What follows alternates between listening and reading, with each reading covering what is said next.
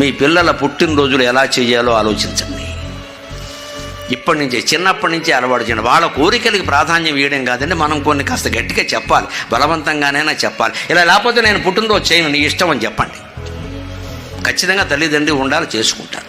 పుట్టినరోజు అంటే ఓ దీపం వెలిగించాలి, దేవుడు గుళ్ళోకి తీసుకెళ్ళాలి. ముందు ఉదయాన్నే స్నానం చేయించి తల్లిదండ్రికి నమస్కారం చేయించాలి. తల్లిదండ్రి చెప్పాలి ఆ విషయం. రా అబ్బాయి ఒకసారి ఆశీర్వదిద్దాం రా.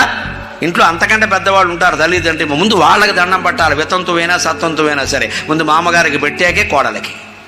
అత్తగారు వితంతు అని మాట్లాడద్దమ్మా. వితంతువైనా గౌరీదేవితో సమానం, గంగాదేవితో సమానం. కాశీఖండంలో చెప్పాడు, పెద్దవాళ్ళే వాళ్ళని గౌరవించి తీరవలసిందే. ఉమా శివ సమా సాక్షాత్ విధవాపి శుభప్రదా అన్నాడు. వితంతు అయినా సరే అంతవరకు ముత్తైదువుగా ఉంది, భర్తకి పిల్లలకి సేవలు చేసింది. ఆవిడ బతుకున్నంతకాలం ఉమా శివ సమా సాక్షాత్. స్కాంద పురాణంలో వ్యాసుడు చెప్పిన మాటది. ఉమాదేవితో సమానం